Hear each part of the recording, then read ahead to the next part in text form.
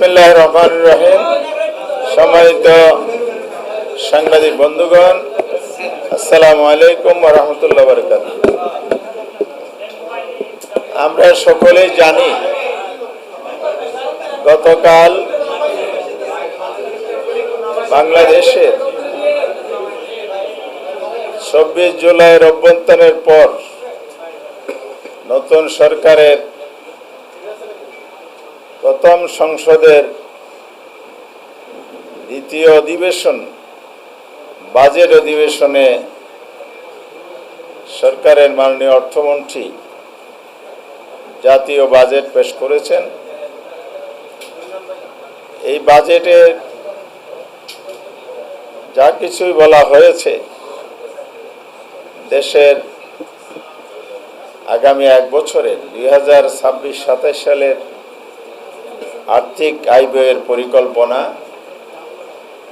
এবং বাজেট বক্তৃতার মাধ্যমে বাজেট পলিসি এবং বাস্তবায়ন পদ্ধতি নিয়ে উনি কথা বলেছেন, আমরা সকলে দেখেছি। এই বাজেটকে সামনে রেখে বাংলাদেশ জামায়াত ইসলামী আনুষ্ঠানিক প্রতিক্রিয়ার কথা আগেই আপনাদেরকে অবহিত করেছে।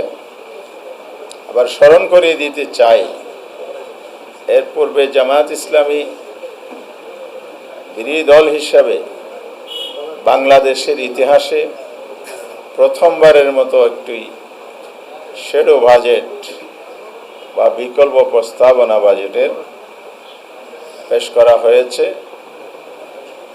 এই বাজেট বক্তব্য, বাজেট পেশ, ছায়া বাজেট জামায়াত ইসলামের জাতির সাথে দেশের অর্থনীতির সমৃদ্ধকরণ, জুলাই স্পিরিটকে ধারণ করে সংস্কারপন্থী একটি গণমুখী বাজেট প্রস্তাবনা সহ জাতীয় বাজেটের প্রতিক্রিয়ায় আজকে আমাদের সামনে বক্তব্য রাখবেন সাংবাদিকদের মাধ্যমে দেশবাসীর উদ্দেশ্যে।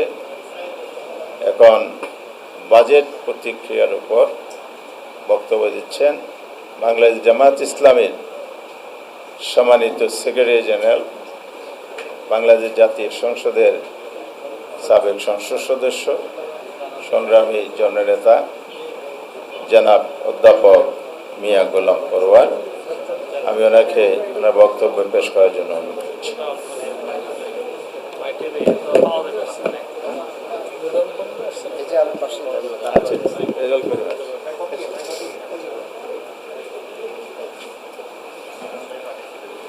আসসালামু আলাইকুম ওয়া রাহমাতুল্লাহি ওয়া বারাকাতুহু।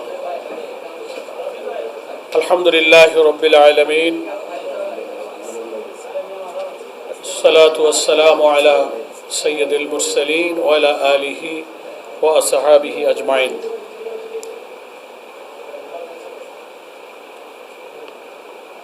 আজকের এই সাংবাদিক সম্মেলনে উপস্থিত সাংবাদিক বন্ধুগণ এবং আমাদের বাংলাদেশ জামায়াত ইসলামীর কেন্দ্রীয় কার্যালয় চত্বরে আয়োজিত আজকের এই সাংবাদিক সম্মেলনে আমার সঙ্গে উপস্থিত আছেন সহকারী secretary general doctor HM. Hamidur Rahman Azad. আমার ডান পাশে আছেন কেন্দ্রীয় গণপরিষদ সদস্য, সাবেক ইসলামী ছাত্র শিবিরের কেন্দ্রীয় সভাপতি ডক্টর মোহাম্মদ রেজাউল করিম, ঢাকা মহানগরী উত্তরের সেক্রেটারি, আরও জামায়াতের কেন্দ্রীয় এবং মহানগরীর অনেক নেতৃবৃন্দ, আমার প্রিয় সম্মানিত দেশবাসী ভাই ও বোনেরা, আমরা সবাই জানি এবং আপনারাও সবাই জানেন যে গতকাল বাংলাদেশের জাতীয় সংসদে 2026-27 অর্থ বছরের জাতীয় বাজেট পেশ হয়েছে। রেওয়াজ অনুযায়ী সরকারের অর্থমন্ত্রী সে বাজেট বক্তব্য সহ বাজেটের বিভিন্ন দিক ও বিভাগের তথ্যভিত্তিক পরিসংখ্যান সহ নানান পত্র পুস্তিকা সারণী সবকিছুই সংসদে উপস্থাপন করেছেন। আপনাদের এটাও জানা আছে গত 9 তারিখে অর্থাৎ 9 জুন গতকাল 11 তারিখে বাজেট সংসদে পেশ হয়েছে, আর 9 জুন বাংলাদেশ জামাতে ইসলামীর পক্ষ থেকে আমাদের এই প্রিয় জন্মভূমি বাংলাদেশের জন্য একটা ভারসাম্যপূর্ণ অর্থনীতি, আয় ব্যয়, ব্যবসা বাণিজ্য এবং সাধারণ নাগরিক জীবনের সঙ্গে নাগরিক বান্ধব একটা জনমুখী বাজেট, বিকল্প বাজেট প্রস্তাবনা পেশ করা হয়েছিল। সেখানেও আপনারা উপস্থিত ছিলেন। আমাদের সম্মানিত আমিরে জামাত ডক্টর শফিকুর রহমান, বিরোধী দলীয় নেতা, তিনি সেখানে বাজেটের কাঠামোর উপরে, বৈশিষ্ট্যের উপরে বক্তব্য রেখেছিলেন এবং জামাত ইসলামীর পক্ষ থেকে একটা টিমের নেতৃত্বে বিকল্প বাজেট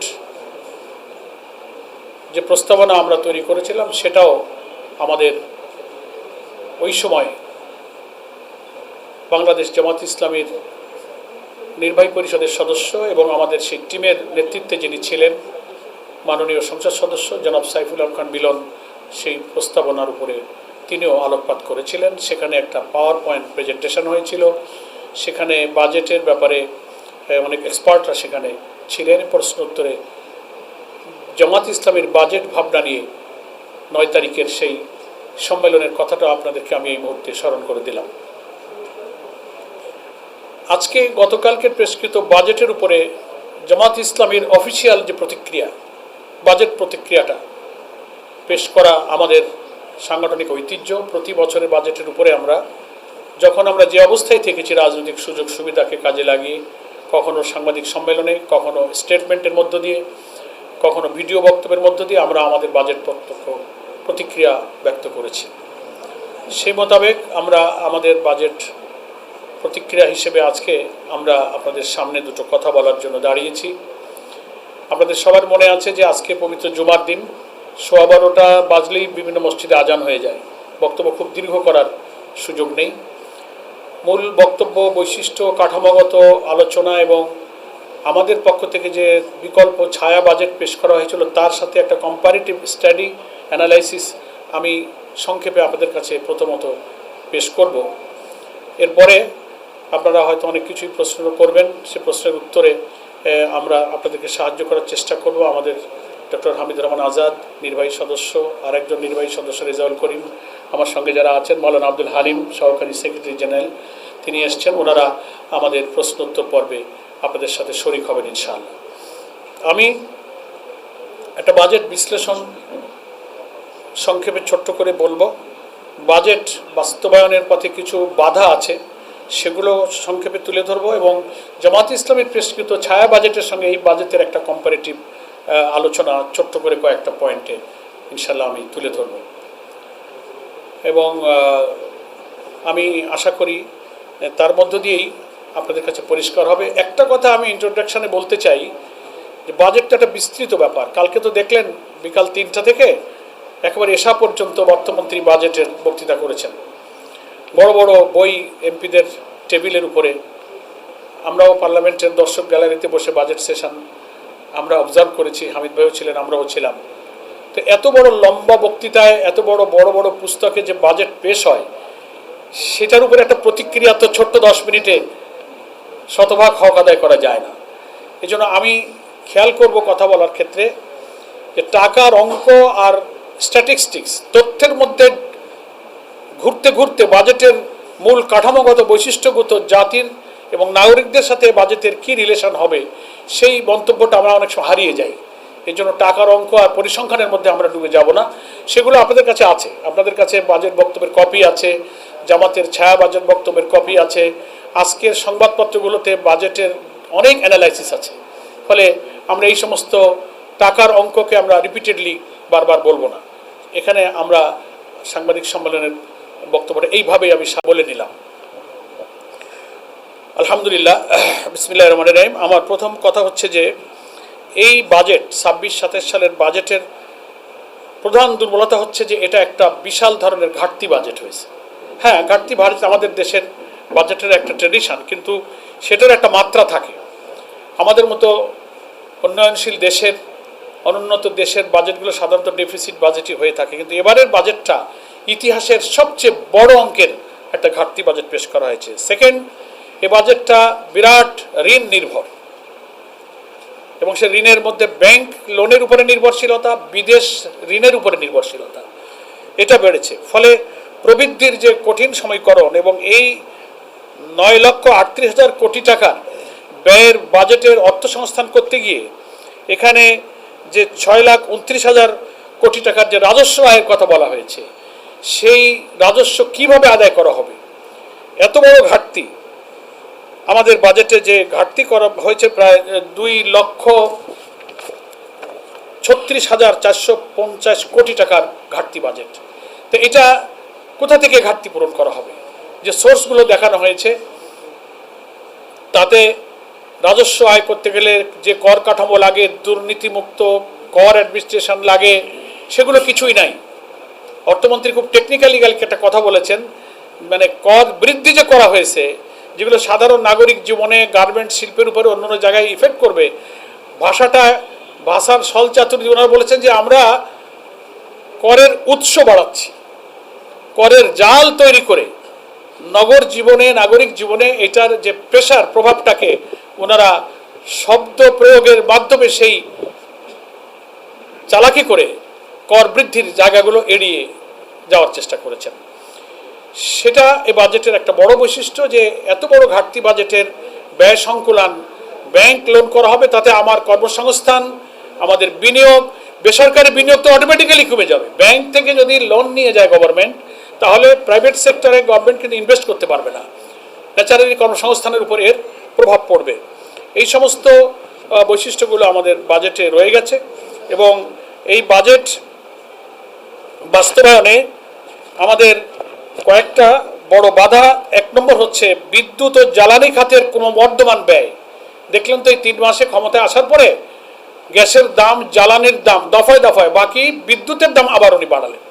ফলে এত ক্রমবর্ধমান যে জ্বালানিটা হচ্ছে, সমস্ত প্রোডাক্টিভিটি যেসব জায়গাতে আছে, সব মেন পাওয়ারই হচ্ছে আমাদের এনার্জি এবং জ্বালানি, তার দাম যে হারে বাড়ানো হয়েছে একেবারে প্রান্তিক পর্যায় পর্যন্ত, এটা একটা বড় প্রবলেম।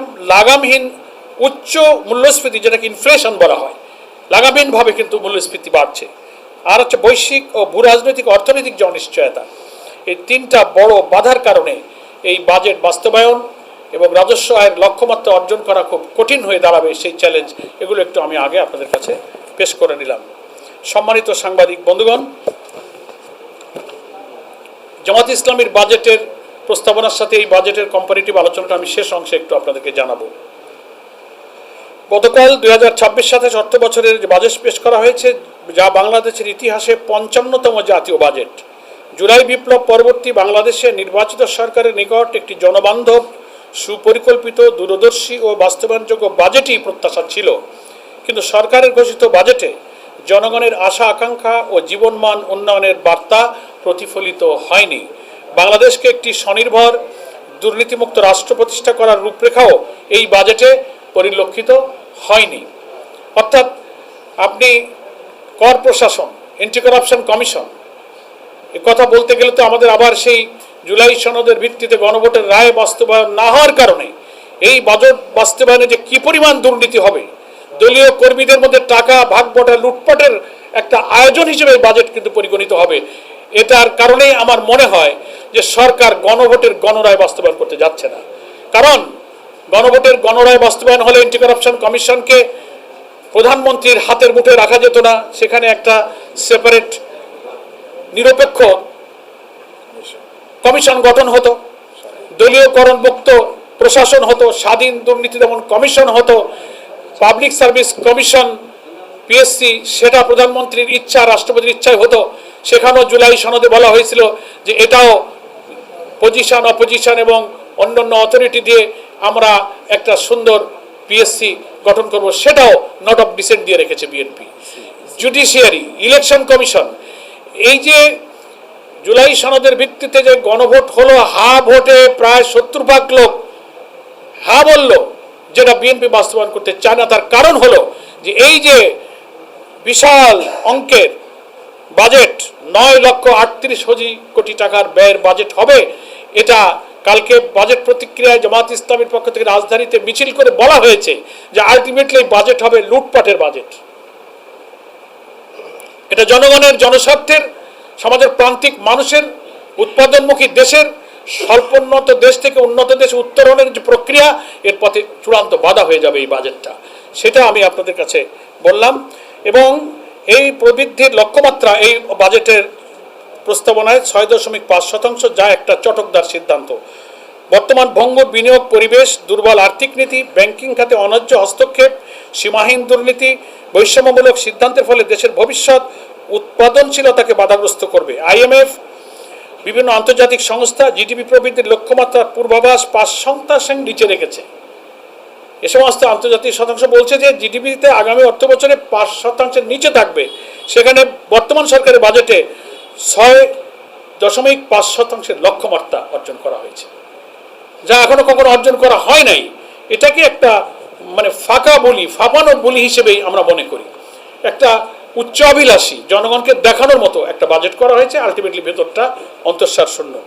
মুদ্রাস্ফীতির লক্ষ্যমাত্রা নির্ধারণ করা হয়েছে 7.5%, যা সরকারের 4 মাসের কার্যক্রম ও রিপোর্টের বিপরীত।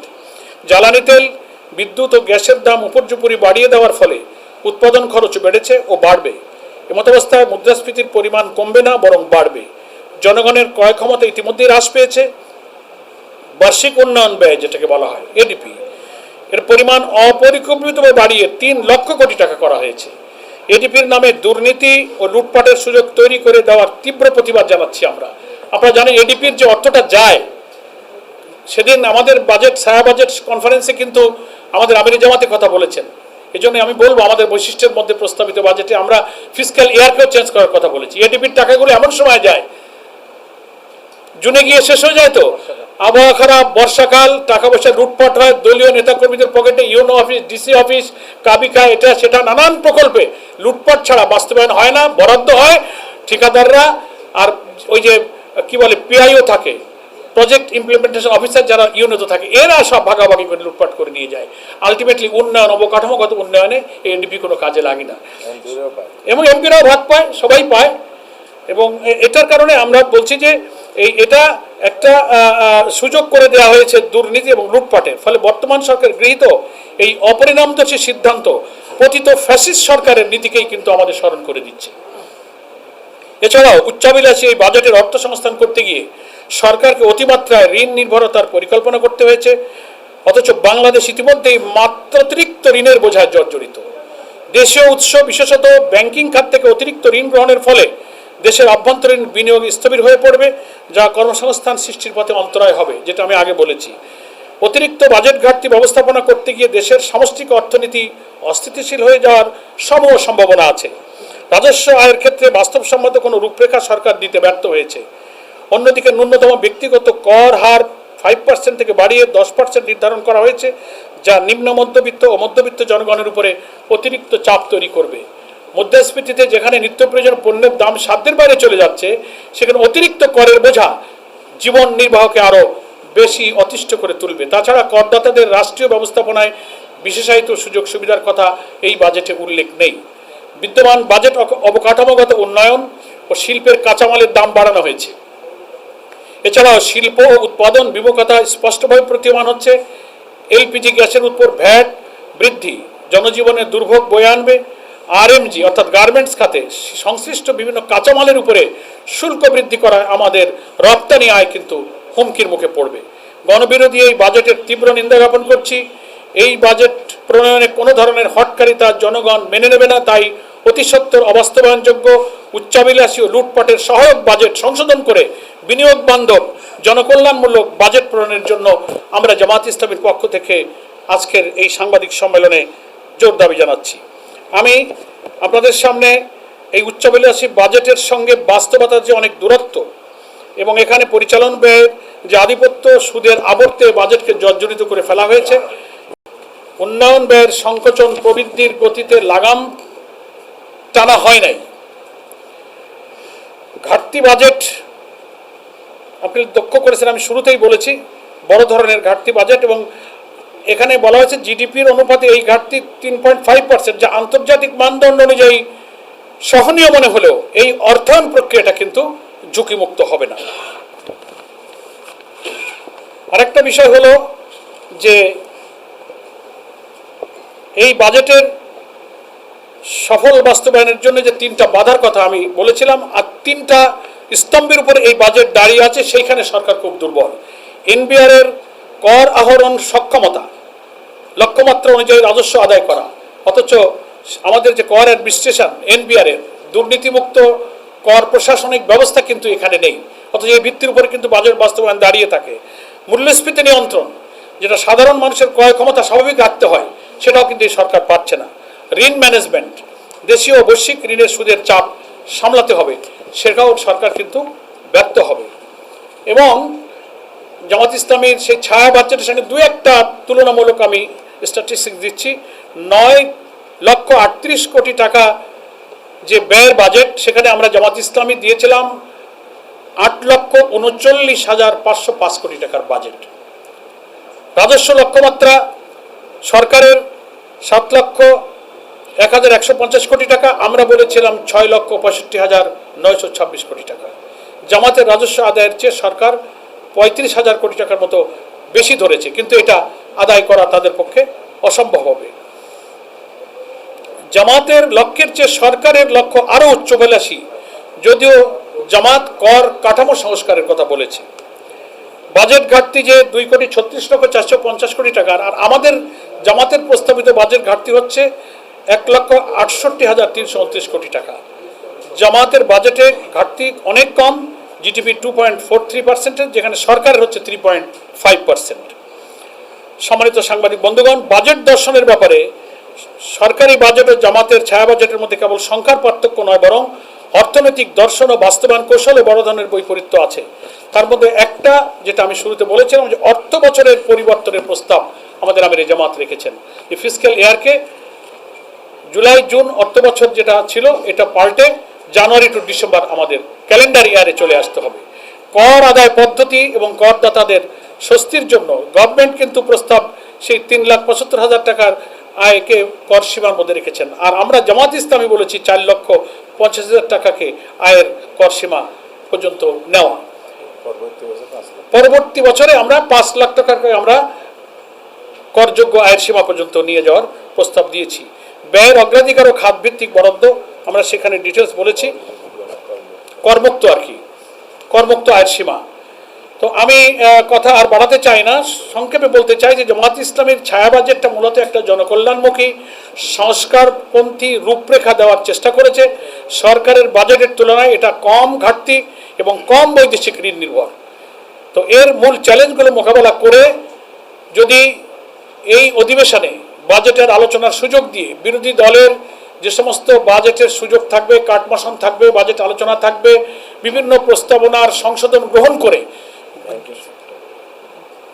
সরকার যদি সেই বাজেট প্রস্তাবনাকে সংশোধন করে, এবং ব্যাংকিং সেক্টরে যে নৈরাজ্য এক্ষুনি শুরু করেছে, অনেকগুলো ব্যাংক 5টা ব্যাংকে মার্জ করে দিয়েছে, ব্যাংক রেগুলেশন আইন করে লুটপাট করে কালো টাকা বিদেশে অর্থ পাচার করা, জনগণের টাকা লুটপাট করে নেওয়া, জোর করে সরকারের গোয়েন্দা সংস্থাকে কাজে লাগিয়ে কিছু লোকের হাতে হাজার হাজার কোটি টাকা, লক্ষ কোটি টাকা তারা দিয়ে আওয়ামী লীগ যে ফ্যাসিবাদী রাস্তা দেখিয়ে গিয়েছিল, এখন বিএনপি সরকার সেই রাস্তায় হাঁটছে। যে ঠিক আছে, এস আলম সাহেব লুটপাট করে খেয়েছে, তো এখন আমরাও এখন এস আলমের ঘাড়ে ভর করে তার এই ইসলামী ব্যাংকটা প্রায় 80% শেয়ার বোধহয় সে জোর দখল করে তার দখলে রাখছে। এইটাকে আমাদের আমিরে জামাত পার্লামেন্টে বক্তব্যে দাবি করেছেন, যার শেয়ার জোর করে অন্যায়ভাবে নেওয়া হয়েছে যে মূল্যে, সেই মূল্যেই সেই শেয়ারগুলো তাদের কাছে ফেরত দেওয়া হোক, এবং অন্যায়ভাবে ব্যাংকের চেয়ারম্যান এমডিকে বদল করে এস আলমের পছন্দ মতো চেয়ারম্যান এমডি নিয়োগের যে পায়তারা করছে বাংলাদেশ ব্যাংকের গভর্নর, এটার আমরা তীব্র নিন্দা জানাই।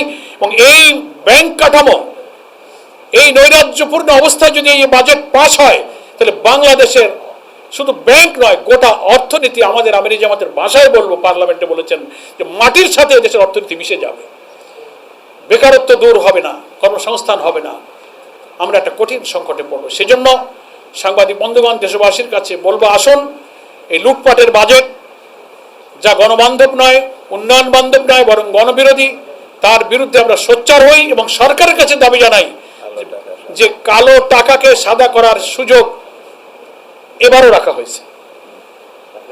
এগুলো থেকে মুক্ত করে একটা জনমুখী জনবান্ধব বাজেট প্রস্তাবনা চূড়ান্ত করে রেওয়াজ অনুযায়ী 30শে জুন বাজেট পাস হয়, তার আগে পার্লামেন্টে সে সুযোগটা দিয়ে সরকার এখানেও যেন সংখ্যাগরিষ্ঠতার জোরে গণভোটের রায় না মেনে যেমন জনগণের বিরুদ্ধে গিয়েছেন, এই গণবিরোধী বাজেট জোর করে চাপিয়ে দিয়ে আপনারা আর জনগণের বিরুদ্ধে যাবেন না। তাহলে রাজনীতির বিতর্কের জায়গা পার্লামেন্ট আছে এখনো, এটাকে আপনারা রাজপথে নিয়ে যাবেন না। সরকারের কাছে সেই আহ্বান জানিয়ে বাংলাদেশ জামাত ইসলামীর সম্মানিত আমির বিরোধী দলীয় নেতা ডক্টর শফিকুর রহমানের পক্ষ থেকে আপনাদের এবং দেশবাসীকে আন্তরিক ধন্যবাদ জানিয়ে জামাত ইসলামীর অফিসিয়াল বাজেট প্রতিক্রিয়া আমি সংক্ষেপে শেষ করলাম। এখন আপনাদের প্রশ্নের উত্তর দেওয়ার সুযোগ থাকবে। আমাদের ডক্টর হামিদুর রহমান আজাদ ভাই, আব্দুল হালিম ভাই, রেজাউল ভাই নেতৃবৃন্দ যারা আছেন তারা এই বাজেট ব্যাপারে প্রশ্নের উত্তরে ওনারা শেয়ার করবেন। সকলকে ধন্যবাদ। আসসালামু আলাইকুম ওয়া রাহমাতুল্লাহি ওয়া বারাকাতুহু। আজাদ ভাই, মোটা দাগে সবকিছু চলে এসেছে, তারপরেও গতকালকে বাজেট প্রতিক্রিয়া আমরা দেখেছি Dhaka chamber of commerce industry যারা আছে, মানে ব্যবসায়ীদের সংগঠন, তারা এই বাজেটকে ব্যবসা এবং বিনিয়োগ বান্ধব বলছে। তো সেক্ষেত্রে আমরা দেখছি যে বাজেটটা অনেকটা ঋণ নির্ভর বা ঘাটতি রয়েছে। আপনারা অর্থনীতির কোনো ঝুঁকি দেখছেন কিনা, এবং এটা আসলে এই ঋণ নির্ভরতা বাংলাদেশের অর্থনীতিকে আরো দুর্বল করবে কিনা? জি, ধন্যবাদ। মাননীয় সেক্রেটারি জেনারেল খুব চমৎকারভাবে বিস্তারিত প্রতিক্রিয়া দিয়েছেন। এর মধ্যে টোটাল বিষয়টা রিফ্লেকশন আছে। সাংবাদিক বন্ধু যে প্রশ্নটি করেছেন, আমাদের ঢাকা চেম্বার অফ কমার্সের যে মন্তব্যটা, আসলে ব্যবসায়ী সংগঠনগুলো প্রফেশনাল অর্গানাইজেশন হিসেবে আমরা দেখি, ওনারা যখন আবার কোনো ইনফ্লুয়েন্স বা বায়াসনেস বক্তব্য দেয়, সেটা আমরা একটু বিস্মিত হই। তো এক্ষেত্রে ওনাদের স্বার্থেই ওনাদের কথা বলা উচিত। কারণ সরকার যে ঋণ কথা বলেছে, আসলে তো ঘাটতি বাজেট পরোয়ার ভাই যেটা বাজেট বক্তব্য দেখে উপস্থাপন করেছেন, কিন্তু প্রকৃত অর্থে এখানে ঘাটতি হবে 4,80,000 কোটি টাকা। কারণ এনবিআর যে লক্ষ্যমাত্রা দিয়েছে, বিগত দিনের যে ইতিহাস আছে রাজস্ব আহরণের আয়ের, সেটা কিন্তু 4.5 লক্ষ কোটির বেশি নয়। তাহলে আরও 2,35,000 কোটি এটাও কিন্তু ঘাটতি জায়গায় যোগ হবে। কারণ আপনি বাজেট বাস্তবায়ন করতে যাবেন, তাহলে এই টাকাটা আপনাকে ঋণ নিতে হবে। তাই আপনি ঋণটা কোথায় দিচ্ছেন? ঋণটা বারবার দিচ্ছেন আপনি অর্থনৈতিক কাঠামো ভিত্তিকে দুর্বল করার জায়গায়। কিন্তু আপনি বিনিয়োগের জায়গায় যখন দুর্বল করবেন, কর্মসংস্থান হবে না, ইন্ডাস্ট্রি গড়ে উঠবে না, উদ্যোক্তা তৈরি হবে না, এবং দেশের বিনিয়োগের যদি পরিবেশ তৈরি না হয়, সেক্রেটারি জেনারেল যে ব্যাংকিং খাতের কথা বলছেন, ব্যাংকের নৈরাজ্য দূর হলে, সুশাসন কায়েম হলে আপনার শেয়ার বাজারও কিন্তু চাঙ্গা হয়ে যাবে। একটার সাথে অর্থনীতির কানেক্টিভিটি আছে, কানেকশন আছে। এসব মিলিয়ে ব্যবসায়ীদেরকে দাবি করা উচিত ছিল আমাদের বিনিয়োগ খাতে যে আপনারা বেসরকারি বিনিয়োগ যে 6% বলেছেন, এটা বাড়ানোর কথা দাবি করা উচিত ছিল। তাহলে সামগ্রিক ব্যবসায়ীদের প্রতিনিধিত্ব হইত। আপনারা যদি ব্যবসায়ীদের থেকে সাক্ষাৎকার নেন, মন্তব্য নেন, তারা এই কথাটাই বলবে। তাহলে আমার দেশের আভ্যন্তরীণ বিনিয়োগ, বিদেশি বিনিয়োগ দুটার সমন্বয়ে কিন্তু বাংলাদেশে ঘাটতি বাজেট কর আহরণের মাধ্যমে, কর্পোরেট ট্যাক্সের মাধ্যমে এবং ইন্ডিভিজুয়াল ট্যাক্সের মাধ্যমে এটা জোগাড় করা সম্ভব। সেই জায়গাটা আমরা সেভাবে দেখছি। অর্থাৎ ব্যবসায়ীদের সঠিক প্রতিনিধিত্ব মন্তব্য হয়েছে বলে এটা আমি মনে করছি না। ওনাদের বরং ওনারা ফ্যাসিলিটিগুলো কি দেওয়া হয়েছে। জামাত ইসলামের বাজেটে আমির জামাত সুস্পষ্ট বলেছেন, আমাদের মিলন হয়ে যে বক্তব্য দিয়েছেন বাজেট প্রস্তাবনা, সেখানে স্পষ্ট বলা আছে আমরা ব্যবসায়ীদের সাথে, স্টেক হোল্ডারদের সাথে আলাপ আলোচনার ভিত্তিতে কর্পোরেট ট্যাক্স ক্রমান্বয়ে নামিয়ে নিয়ে আসব। কিন্তু এই সরকার কি সেটা করেছে? না, এটা করে নাই। তারা আগের জায়গায় আছে। কর্পোরেট ট্যাক্স যে অতিমাত্রার কর আরো আগে থেকে আছে, সেটাকে ধরে রেখেছেন। এই কালো টাকা সাধু করার যে কথাটা বলা হয়েছে, 30% রিয়েল এস্টেটে বিনিয়োগ করে, আগে হয়তো এটা 15% ছিল, এখন 19% 30% দিয়ে আপনি সাদা করতে পারবেন।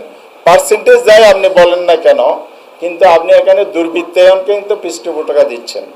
কালো টাকা আয় করার যে একটা সুযোগ তৈরি করে দিয়েছেন আপনি, অর্থাৎ আপনার মাথায় তো এটা আছে, এই কালো টাকা সাদা করা কারা? সরকারি দল, সরকারি সুযোগ সুবিধা, ঠিকাদারের চাঁদা, কমিশন সব নিয়ে টাকা রাখার জায়গা পায় না, তখন ওই রিয়েল এস্টেট খাতে বিনিয়োগটা করে সম্পদ প্রবৃদ্ধি তার দেখা যায় ইলেকশনের হলফনামায় সব কিছু না দেখালেও যা দেখায় 10 গুণ 100 গুণ 50 গুণ বেড়ে যায়। কেন? ওই কালো টাকার সুযোগ দিয়ে বৈধ করা হয়েছে। এটা চিরতরে বন্ধ করা উচিত। এটা না হলে কোনোদিন দুর্নীতি মুক্ত বাংলাদেশ হবে। আমি আরেকটা কথা বলে শেষ করব আপনার প্রসঙ্গক্রমে। কালকে পটরভাই আমরা ছিলাম, মাননীয় অর্থমন্ত্রী কিছু কিছু জায়গায় রিপিট করেছেন, উচ্ছ্বসিত কণ্ঠে বলেছেন, আর ওনাদের বন্ধুরা পার্লামেন্টে তালি বাজিয়েছেন। সেখান থেকে আমি বেরিয়ে আসলাম প্রতিক্রিয়ার জন্য আমাদের মহানগরী প্রোগ্রামে, দেখি যে একটা আনন্দ মিছিলও হচ্ছে। আনন্দ কেন? মনের চাহিদা পূরণ হয়েছে, বাসনা পূরণ হয়েছে অর্থমন্ত্রীর বাজেট বক্তৃতায়, সংসদ সদস্যদের বাসনা পূরণ হয়েছে, ওনাদের কর্মীদেরও বাসনা তৈরি হয়েছে, রাষ্ট্রপতি উল্লাস করতেছে। সেটা হচ্ছে অর্থ স্বাস্থ্য মন্ত্রণালয় যেটা বলেছেন, অনেকগুলো বলছে, তার একটা বলি। এখানে ওনারা বলেছেন ইতিহাসের সবচেয়ে বড় স্বাস্থ্য খাতের বাজেট বরাদ্দ দিয়েছে বিএনপি সরকার। কথা তো ঠিক, কাগজে কলমে আপনি দিয়েছেন, কিন্তু আপনি কি দেখেছেন গত অর্থ বছর তার আগের বছর 20,000 কোটি টাকা যে ফেরত গিয়েছে, সরি 1000 কোটি না, 20% 30% টাকা ফেরত গিয়েছে। যে স্বাস্থ্য মন্ত্রণালয়ের টাকা বরাদ্দ দেয় বাস্তবায়ন করতে পারে না, অন্যান্য মন্ত্রণালয়ের ঘটনা কিন্তু একই, এত দীর্ঘ কথা বলতে চাই না। মঞ্জুরি দেয় ওখানে টাকা নেয়, টাকা ফেরত দেয়, সক্ষমতা নাই, তড়িঘড়ি করে বাস্তবায়ন করে। ওই যে ফিক্সিক্যাল ইয়ার কথা বলা হয়েছে, এগুলো সব মিলিয়ে কারেকশনের একটা বিশাল আয়োজন স্বাস্থ্য খাতে এবার করা হয়েছে। স্বাস্থ্য খাতে কি নৈরাজ্য হয়, দুর্নীতি হয়, কে না জানে? পিজিতে, ঢাকা মেডিকেলে, সরকারি মেডিকেল হাসপাতালে কে হয়, এটা কে না জানে? আমরা সবাই জানি। সুতরাং এই যে একটা দুর্নীতির যে চক্র আছে, এই চক্রের সাথে রাজনৈতিক দুর্বৃত্তায়ন সহ মিলিয়ে লুটপাটের একটা বিশাল আয়োজন করার জন্য যে এটা বড় বাজেট স্বাস্থ্য খাতেও দেওয়া হয়েছে, অন্যান্য খাতে কিছু বাড়ানো হয়েছে। উচিত ছিল শিক্ষা খাতে বাড়ানো। শিক্ষার মাধ্যমে যে দক্ষ ম্যানপাওয়ার তৈরি হয়, সেটাতে আমাদের একটি আগামী দিনের সমৃদ্ধ বাংলাদেশ উপহার দিতে পারে। শোষণের কথা এখানে নাই।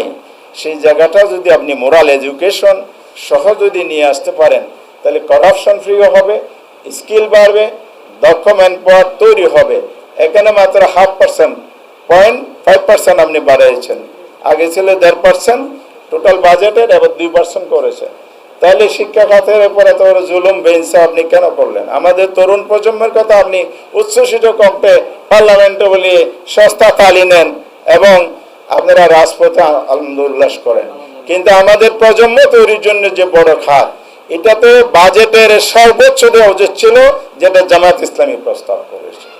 এই জন্য প্রিয় ভাইরা, আমরা যদি আরো ভাইদের প্রশ্ন থাকে।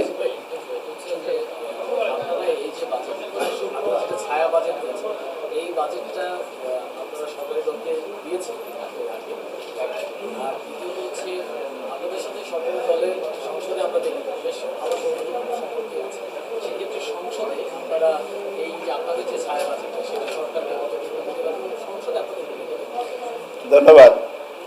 আমাদের যে প্রেস ব্রিফিংটা হয়েছে আমির জামাতের নেতৃত্বে, সেখানে সরকারকে উদ্দেশ্য করে এই ছায়া বাজেটও ইনক্লুড করার জন্য দেওয়া হয়েছে।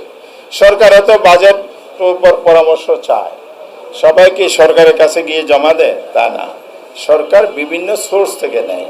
আর প্রধানমন্ত্রী কি বলছে, এটা তো সরকারের একটা দায়িত্বের মধ্যেই পড়ে পরামর্শ বিবেচনা নেওয়ার জন্য, সেটা জমা দেওয়ার প্রয়োজন নেই।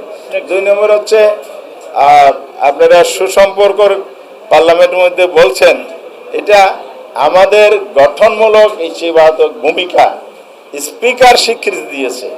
বাংলাদেশের ইতিহাসের সবচেয়ে সুশৃঙ্খল গঠনমূলক ভূমিকা পালনকারী বিরোধী দল হচ্ছে আজকের এই সংসদে। এবং তিনি একথাও বলেছেন যে আমি এই সংসদে বহুবার এসেছি, এত সুন্দর গঠনমূলক বক্তব্য রেখে শৃঙ্খলা বজায় রেখে এরকম বিরোধী দলীয় নেতাও দেখিনি। বিরোধী দল নেতাই প্রথমবারের মতো জাতীয় স্বার্থে কোনো প্রস্তাব এনেছে, এ কথা উনি বলেছেন। এটা জামাতের ইতিবাচক রাজনীতির যে ঘোষণা ইলেকশনের পরদিন আমির জামাত এই জায়গায় দিয়েছিলেন, সেটার কারণে পরিবেশটা তৈরি হয়েছে। আমরা এটা বজায় রাখতে চাই। সরকার যদি এটা নষ্ট করে সেক্ষেত্রে কি করতে হবে এটাও আমির জামাত বলেছেন।